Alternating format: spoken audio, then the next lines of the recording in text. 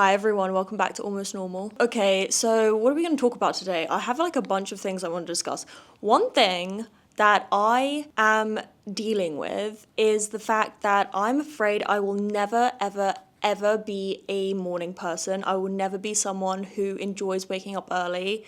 And I'll never be someone who, if they are woken up early, I won't want to kill them and possibly myself. Like, I don't really understand. I thought maybe I would grow out of this after being a teenager, my absolute hatred for waking up early in the morning, but it hasn't passed, and I'm genuinely afraid that the day I have children and I'm expected to wake up early every day and drive them to school, I'm not going to survive. So I'm a little bit nervous about that.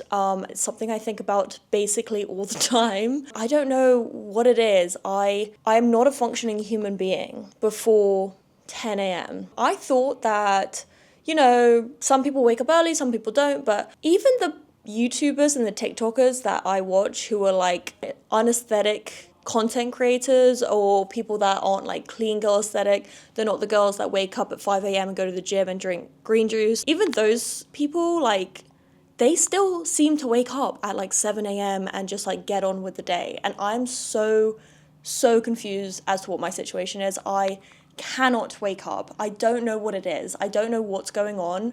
I loathe waking up in the morning, and if I have something to do early in the morning, the night before, I will literally have anxiety about having to wake up the next day. Like, I don't know what my fear of mornings are, but it is fierce, it's strong, and I need to get over it because honestly, like, when I am forced to wake up in the morning, I sort of start becoming somewhat of a human being. Like, I do enjoy being up in the morning. I do enjoy the peacefulness. I do enjoy getting the day started early and having all this time to get stuff done. Definitely when I wake up too late, I feel a little bit depressed because I'm like, oh my god, I just wasted all this time and I had all this stuff to do and now I can't do it. But yeah, I just don't know where this fear of waking up early comes from. If I ever have a flight that's at 8 a.m. and I have to get up at an ungodly hour and go to the airport, I can't sleep all that night before because I'm just panicking about the inevitable horror that it will be for me to get out of bed at 6 a.m. I don't know how to get over this. I don't know. I am 26 years old and I am absolutely awful at waking up in the morning. My husband gets up, flings himself out of bed, goes to get breakfast, makes coffee, is on the phone the minute he wakes up, and I'm just not functioning. I don't get it. It's something I need to work on. I remember going for dinner with this woman who was a little older than me, and she was a mom of 2 or 3 kids, and she was talking about how she hated waking up in the morning before she had children. And I was like, oh my god, same. Literally the mornings are just so hard for me. I don't really know what to do about it. And she said that she got hypnosis for it, which at the time I was like, I'm not sure that's gonna fix my problem, and I'm not really there yet to do anything about it. But now, a few years on, and I still can't quite figure my mornings out properly. I'm considering doing something like that, anything that'll help me be more alive in the morning will be greatly appreciated. So I'm gonna just probably try anything. I'm just honestly so concerned about the day I have kids and I have to wake up, I have to wake them up, and I have to drive them to school. I'm genuinely afraid of that time in my life because I simply hate waking up early. I had to wake up early today, which is why I'm talking about it, which is why it's on my mind, because I had to drive my husband to the car mechanic, and he needed someone to drive him home, so I drove with him in my car, and then when we got there, it turned out they had a loaner car for him, so he didn't need me at all, and I was just really huffy and puffy about that, but it was just whatever. I had to leave the house at 8 a.m., which is not that early. It's really not that big of a deal. People start work at literally 7 a.m., so I don't know. The one thing I will say is that LA, which is where I live, LA is a completely different place depending on what time you leave your house. If you leave in the morning, it is, first of all, usually pretty grey outside. Like LA is always grey when you wake up, if you wake up early enough. It's foggy, it's silent, there's like no one walking on the street except for homeless people. And then there's like loads and loads and loads of cars. And then as you get on with the day, completely new demographic of people start to appear. People start walking down the street with little coffees and little dogs, and you start to see businessmen. Like I feel like businessmen should be at work early, but I think maybe in LA most of them are like producers or people that work in the film industry, and I feel like maybe the film industry starts a little bit later than most occupations. I'm not sure, but it's really interesting the development of the day and like how different everyone is that you see in those times of day. And then at nighttime it's like young people everywhere. It's really interesting. Like LA is 3 completely different places depending on what time of day you're out. So like morning, afternoon and night, it's like literally you can never get bored of this place because it's never the same. I feel it's never the same. I don't know. I'm really, really concerned about my ability to wake up in the morning, and like coffee does nothing for me. And I'm not really down to start drinking Red Bull first thing in the morning. I drink Red Bull, but it makes me feel terrible inside, and I feel like that's not the best way to start my day. So I don't really know. And trust me, I've tried to go to bed early. I've tried to go to bed at like 9 p.m. and it doesn't work. Like it doesn't matter what time I go to bed, I will always have a struggle with getting up in the morning. So I don't know what to do about that. If anyone else has any tips for that, please let me know, because I am afraid that I'm not going to be a functioning mother when I have kids. I'm gonna just forget to wake everyone up and just like sleep in. So that can't happen. I remember my mum, I think it's like a family thing because my mum is also a really sleepy person, and I remember that when I was a kid, she'd come to wake us up and she would like come and like sit in bed and have a bit of a cuddle or whatever, like before we went to school. And there were times where she would just fall back to sleep in our beds, and then we would just like sleep and then obviously be extremely late for school. And that happened like more than once. That happened like kind of a significant amount of times where she would just like come and wake us up with a little cup of tea or whatever. She would just come in for a snuggle, and then she would just like fall right asleep. And then of course like we would just fall asleep, because it's like if my mom's falling asleep, then like I'm gonna fall asleep because I'm tired and I don't really want to go to school either. So like any excuse to get out of school, like that's fine. So yeah, it was a bit of a mess. We were not the most organized family. We were late to most things. I never had any of those what are they called, like field trip slips signed. I would always go into school and I wouldn't even know a school trip was happening. I was so disorganized. My parents were pretty disorganized as well. So many phone calls I had to make from school, panicked phone calls while people were like loading up into the bus to go to like the museum or wherever we were going. And I was like, Mom, can I go on this trip? I didn't know it was happening. And she's like, oh yeah, okay. I'm sure it was a lot my fault. I would just stuff things into my backpack and then forget about them. And I hate to say that I have not changed that much yet. I still am exactly kind of the same. I'm a little bit more on top of my shit since I can't blame my mum for anything at all anymore. It's all my fault. But I definitely still am that person who gets the piece of paper from the professor and then just like stuffs it into their bag and then just like finds it months later when they're just like cleaning out their closet. And I'm like, oh yeah, that was that homework I really needed, and convinced myself I never got, but I did. I had it the whole time. So anyway, a few things we're working on, progress, not perfection. A few things we're just trying to get a little bit better at. I know that it gave me so much anxiety when I was a kid to not have like papers signed, to not have things paid for.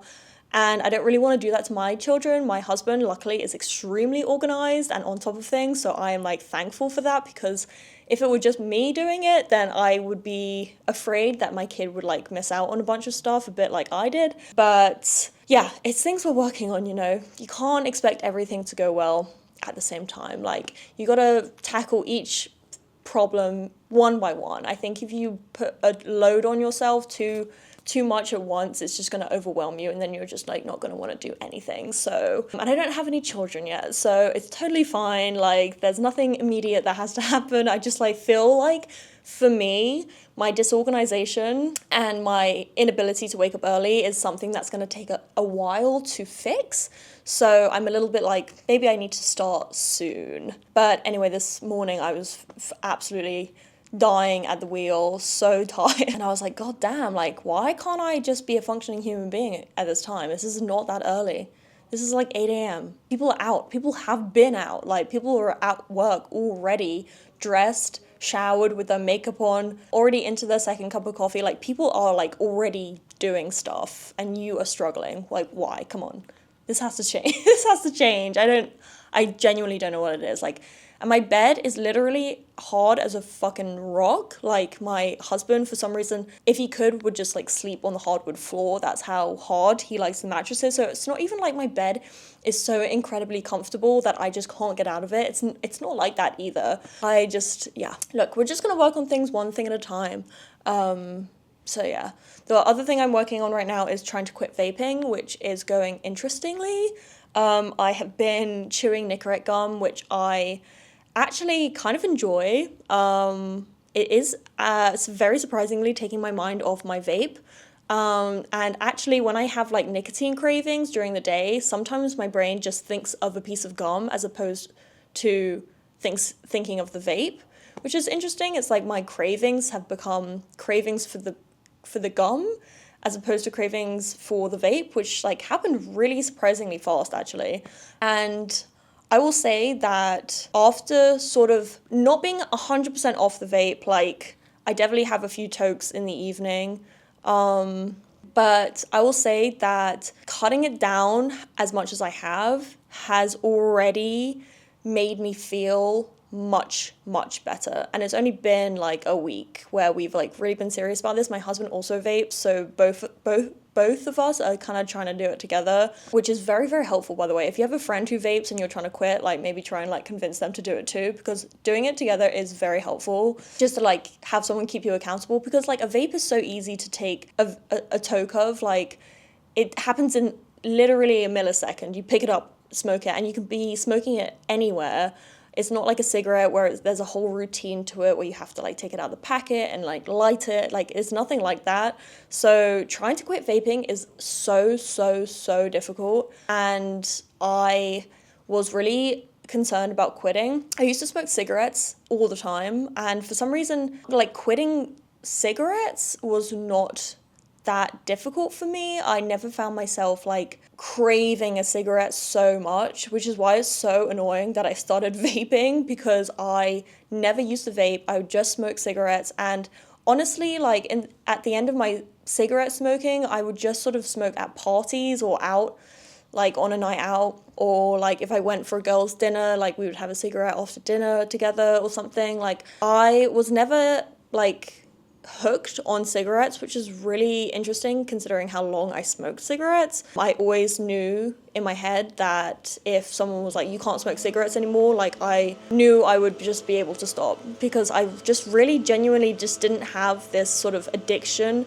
towards cigarettes. It's so strange. And I smoked since I was like 14 years old, and then when I stopped drinking alcohol, I just really cut down on my cigarette intake, and eventually like I was just a social smoker. I just literally smoked like with friends or at dinner or at a party or something. I just like, it wasn't even a thing that I was thinking about. It just happened. But vaping is not the same story. The literal image of a vape just like enters my mind at random moments of the day, and I just can't stop thinking about it. But the Nicorette gum is very helpful.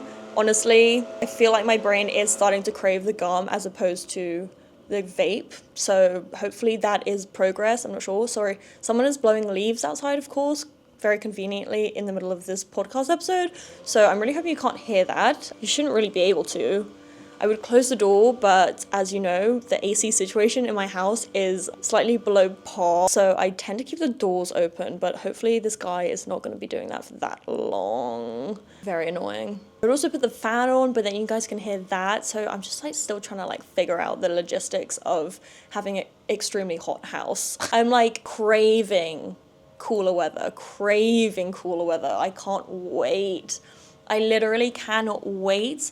I have been like doom scrolling on all my favorite clothing websites, picking out all these sweaters, these like cozy turtleneck cashmere colorful sweaters, and I'm like honestly so excited for it. I can't even tell you. I'm definitely one of those people that adds a lot of stuff to their basket and then just like forgets about it, which actually I hate doing that. But I think there's something therapeutic for me about just scrolling on clothing websites, even if I'm not buying anything, and I just love adding everything to my bag, and then I just completely forget about the stuff in the bag. I've noticed that a lot of my favorite websites have now put a time limit on how long you can keep the things in your basket until it will just like remove them.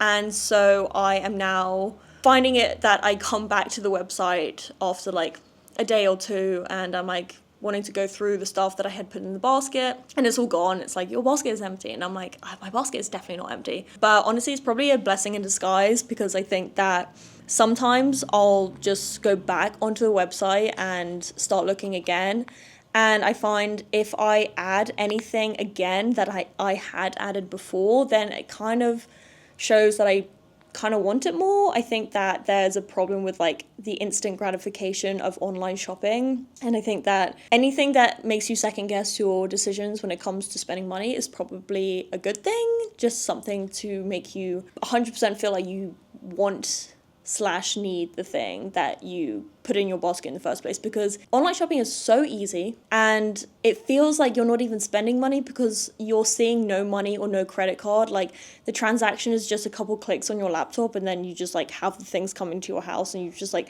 spent whatever amount of money you did. But it's different to going to a store, because you're not like handing them the credit card and you're not like seeing the number on the screen and sort of like pressing okay. You're just sort of like, you have your credit card on your laptop and then you just click buy, and then that's it. You know, it's like, doesn't give you a lot to think about. Of course, that's the whole point. They don't want you to think about it. They want you to spend money and buy their clothes. So I get it. Like, they don't want you to second guess your decisions. They just want you to click buy. So I understand that they make it easy for a reason, but not very helpful for someone who I think might have a slight shopping addiction. I don't think a day goes by where I don't look on some sort of clothing sites or something.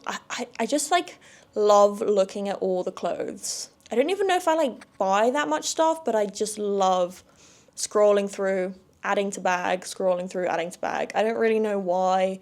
It's absolutely pointless, absolutely a waste of time. It would make more sense if I was spending all my money and shopping actually, but I'm not. I'm just like window shopping online. I don't know. I have no idea. But anyway, I'm really, really excited for sweaters and comfy trousers, and I love going to school when it's cold. There's something so like mysterious and crisp about it. I guess it sort of slightly reminds me of going to school in the countryside, which I kind of hated. Sorry about that. Someone is calling me on the phone. But yeah, I think something about going to school in the wintertime reminds me of being in boarding school in the countryside in England. And though I had my issues with that school, there was something about being in the countryside that was actually so lovely.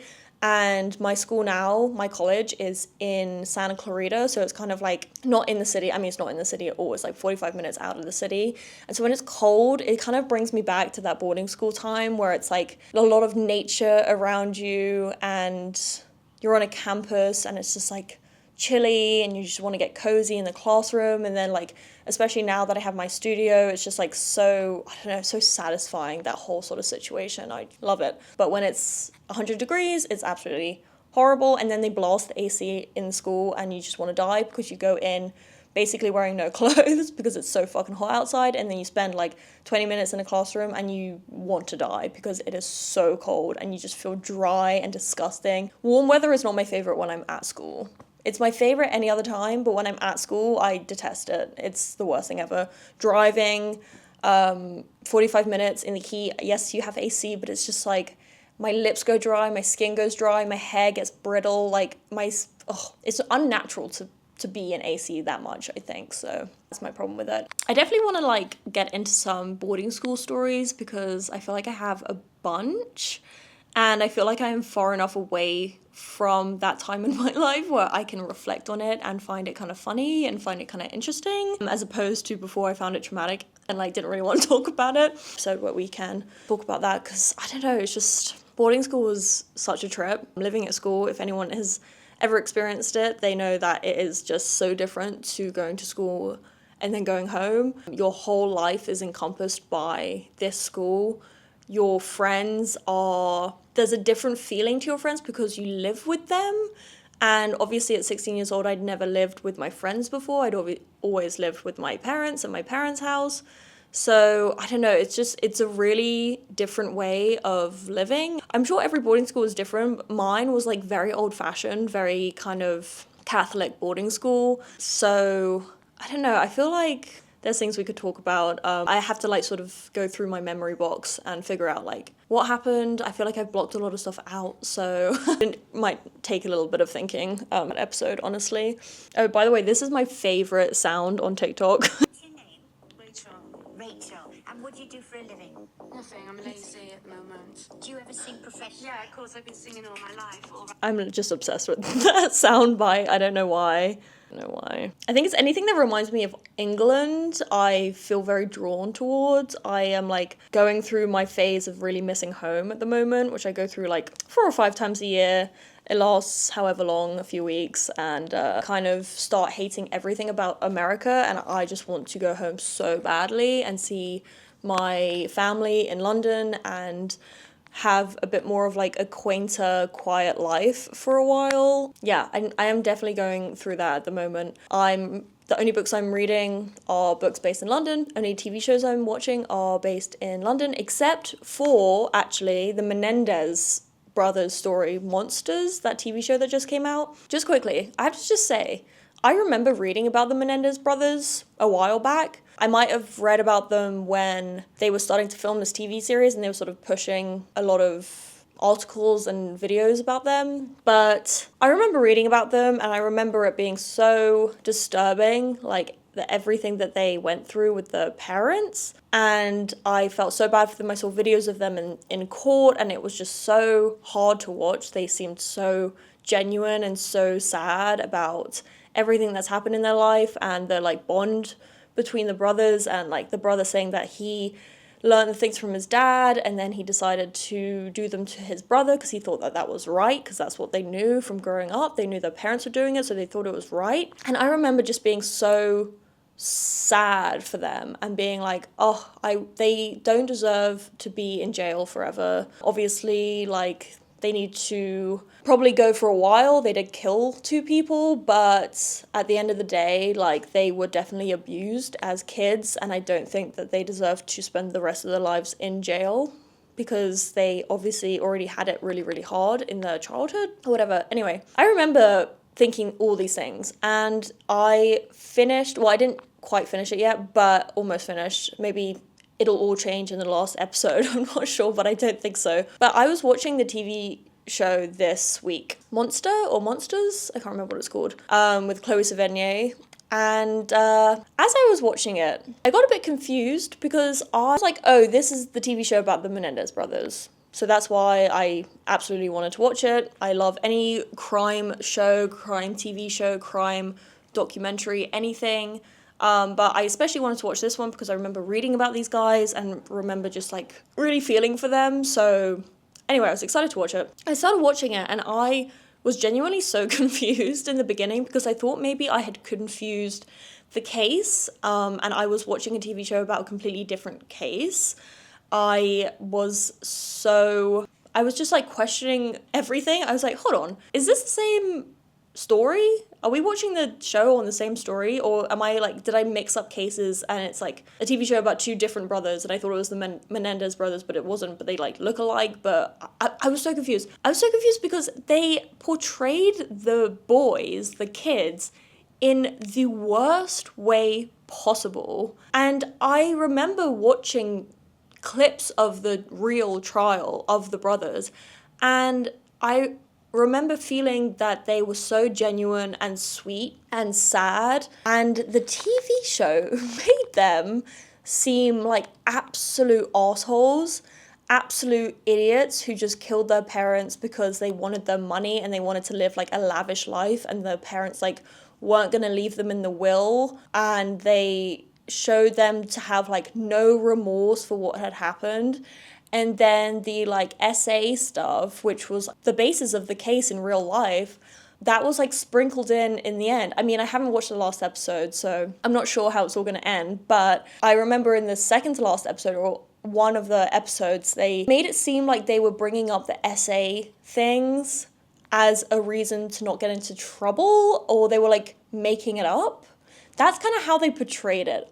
For me personally, how I watched it, it seemed like they were like, felt like they were in trouble, so they were like, why don't we just bring up this story and say that our parents did this to us?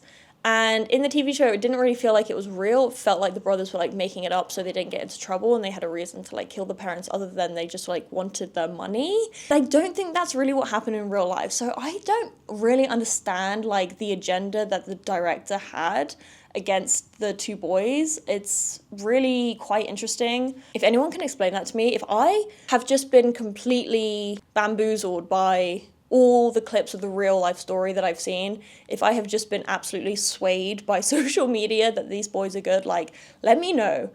Because I genuinely felt uncomfortable watching the TV show. It just seems so, like, anti the children. It made them seem absolutely awful. It made them seem like boys that I used to know that I genuinely hated with every fiber of my being because they were just such dicks.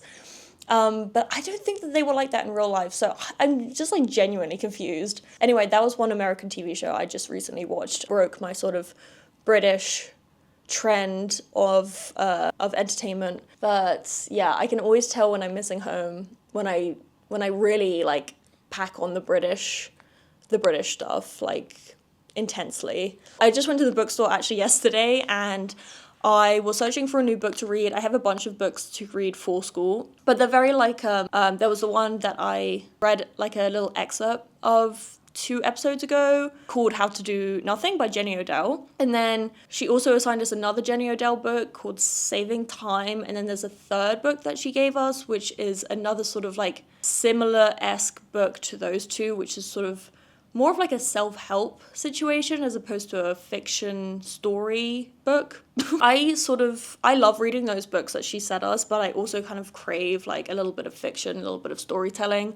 So I went to the bookshop yesterday and I was like going through all the fiction aisles and I was opening all the first pages of every book I thought looked interesting, and the minute I saw it was set in New York or Spain or LA or anywhere in America or anywhere that wasn't England, I would immediately put it down because I was just like felt so uninterested in it. And then I ended up getting this book called The Clementine Complex, simply because it was set in London and I recognized some of the spots that they mentioned in the book. And this book is not very me because it's, first of all, is about a man, and I typically read books about women in London, but I just couldn't find any in the bookstore, and I was really desperate to find something to read. So obviously whatever was set in London was my first pick, so I picked this book called The Clementine Complex, which may be amazing, but it may just be literally just because it was set in London is why I picked it up. I don't know, but I'll let you guys know how that book goes. But that was kind of crazy. I was just like every time it started like New York, Soho, I was just like put the book immediately down. I was like, no, not for me. I don't want to read this. I don't care. Sometimes I feel like America can get a little bit overwhelming for me. Everything seems very like Americanized, and even in LA, which seems maybe like the least Americanized part of LA, it's still just like, it's so big, it's so vast. All the houses are huge, all the apartments are massive. The streets are huge. Everything is just so big. And there's so many people. And I think that I grew up in sort of a suburb area of London. So I didn't even grow up in the city. I grew up like on the outskirts of the city in North London. And that was just really quiet and just a different vibe completely. So I think that I crave that quite a lot. I feel like maybe you crave things that you grew up with, and LA is just so different to where I grew up, and I feel like I'm a bit of a fish out of water sometimes here. In other ways, I feel like this is the perfect place for me. Like, I wouldn't live anywhere else, and I still feel that way, but I do definitely get those like urges to go back to London, to be like near brick houses and like just see dog walkers walking around and like going to the same pub every night and just eating bangers and mash. Like, sometimes I just want that life, that simple life. Anyway, but I am craving that now. I think like LA, well, America and the UK are just so different. And I appreciate all their differences because I'm lucky enough to be able to go to both. I mean, not that much, but like I'm definitely able to, I mean, I live in LA and I have reasons to go back to London, so I'm very lucky that I'm able to visit both places and experience both places, but they are so different. And I feel like it was a bit of a culture shock when I moved here when I was 19. I think I was 19 or like just turned 20. I think I was 19 though, because I remember having a birthday in LA and I remember not being able to drink alcohol at the restaurant because I was underage, which was like very strange for me considering I had been drinking since the age of like 14 in London.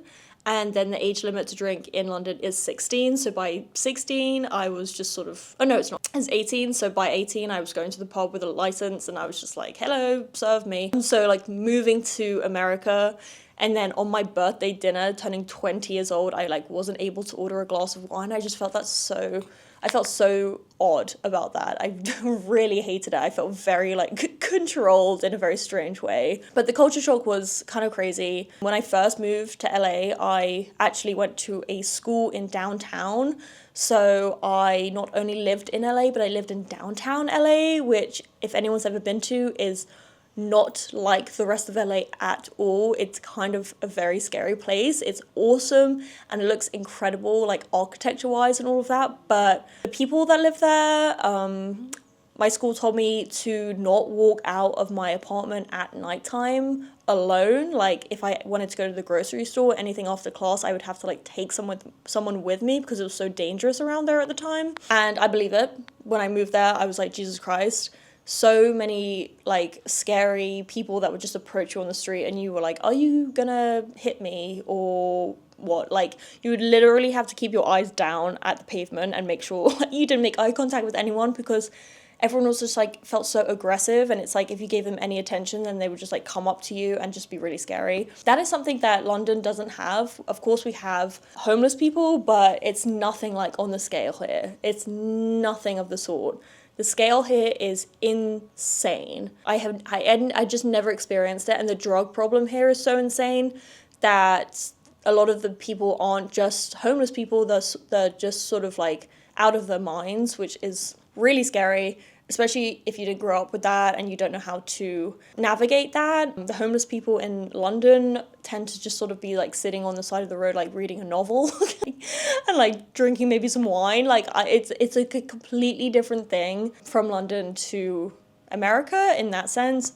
So that took a lot of time to get used to. And I don't know, I think that just like the general like drama of everything was so much bigger in LA than it was in London. Like I saw so many more car crashes. I saw so many people getting in fights on the street. I saw so many people shoplifting. Like that, I saw so many police around all the time. Like the drama of everything was just so much bigger than in London. Like London is like, you never really see the police. They're there, but it's like whatever. I don't know, it's just like so crazy, the sort of like culture differences between here and London. I just feel like sometimes I crave that like slightly calmer lifestyle that I had in London. But again, then I go to London and I sort of feel like I just want to go back to LA because I'm like a little bit bored. I feel like I don't know. I feel like I am half in London and half in LA. Maybe 70% in LA and like 30% in London mentally. Physically, I'm like 90% in LA and like 10% in London. But yeah, just the culture shock was so different. When I moved to LA, I didn't really have that much of a plan. Like I had joined a college, but I knew nothing about it. The only reason I joined was because it did not require SATs. I did not want to sit and take my SATs because I wasn't really that committed to going to college in LA. I just like wanted to be in LA. And so I just figured out the easiest way to get there was to go to this school in downtown that did not require SATs. I knew I could get in pretty easily. It seemed like it had like a really high acceptance rate, and of course I got in. I don't really remember even doing that much to get into the school, but there we go. I think the school is now closed down. So there's that, if you need any sort of idea about what kind of school this was. But I didn't really have a plan. I went completely alone. I knew no one in LA. I had no friends in LA, no family, nothing. So I just really like dove in head first on my own, and it felt really intense, really, really intense. And honestly, I've been here for 5 years now. My life is much more organized. I go to a school that I love, and I like have a husband, and I live in a home. But the intensity of America compared to England is still noticeable for me. I still get slightly overwhelmed being here. I maybe have not completely like acclimatized to LA. I remember my sister coming to visit me, and she was like, LA is just so dramatic. Like, I don't really know how to I don't really know how to describe it in any other way, but it's just like, I saw a man shouting at another man on the freeway, and then I saw a car crash, and then I saw the police show up, and I'm like, yeah, that is literally LA. Like, London is not like that at all. And she was like, yeah, it's like a little too much for me. I don't think I can live here. It's like so dramatic. Everything is so overwhelming and big and scary, kind of and intense. Okay, hi, sorry guys. I literally had a Zoom meeting that I'm sure I was made aware of at some point, but I completely forgot. So I just had to do that really quickly, just to go with my conversation about being disorganized. Yeah, that was sprung on me. I mean, it wasn't, like, I think someone probably told me that was happening, but anyway, I can't remember what I was talking about. I was talking about the UK just being so different to the States. I wanted to move to the States so badly. I think because I thought that London was like so small and boring, and I felt like I knew everything about it, which I definitely didn't. Like, now that I live here, I go back to London as sort of a tourist, and I really try and put effort into like discovering new things about it, discovering new restaurants, going out, trying new things, especially as a sober person. Like, I'm doing a lot of stuff differently than I used to when I go back to London, and there's like so much to find, and I basically knew absolutely nothing about London when I was living there, probably because I had grown up there. I knew what I liked, I knew what I didn't like, I knew the pubs I went to. Me and my friends always went to the same places. Like, I went to my friends' houses. Like, everything was always kind of the same. I ordered the same coffee at places. I knew what I wanted to eat. Like, I wasn't really trying to be that adventurous when I lived there, and I just felt like I was getting so bored of myself because I wasn't really in the position where I needed to make any changes. I was living at my mum's house. I didn't have any passions or drive to do literally anything. So even the things as small as like what I ordered at the cafe would remain the same because I didn't have any energy behind like making changes, discovering new things, learning about myself. Like, I just didn't care about any of that stuff. And I would say that the biggest thing I'm grateful for about taking that plunge and like leaving where I grew up and like going off on my own is that I learned so much about myself. I learned that, no, I don't like coffee, I like matcha, or I enjoy going for walks as exercise, I don't enjoy going for runs, or literally anything like that. Accepting friendships that I didn't really think about before, making boundaries that had never even crossed my mind. Like, just sort of like learning and growing about myself. That's like the main thing that I am absolutely obsessed with. But it all got a lot to get used to. There was like a lot to get used to for sure. But anyway, I'm craving London a little bit now. I'm craving the like country lifestyle as well, the British countryside. But anyway, I don't know, today was a little bit of just like a ramble. I don't really have a thought process. I really want to talk about, like, going deeper about why I moved to America from London, because a lot of people wonder why I did it. When they notice I'm British, they're like, why are you here? Like, how did this happen? So I definitely want to go into that a little bit more, my reasonings and just what pushed me and all of that. And so I will do that maybe next episode. I'll get into that a little bit more, but we'll see. But anyway, I love you guys so, so much. Sorry again, this was just a little bit of a ramble today, but I hope you got something out of it, at least a little bit. But if not, there's always next week. So I love you guys so much, and thank you so much for watching. And if you haven't subscribed yet, please make sure you subscribe. It's super helpful to me, and it should be super helpful to you as well, because then you can see every time I post. And isn't that very, very important? Anyway, I love you guys very much, and I will see you next time. Okay,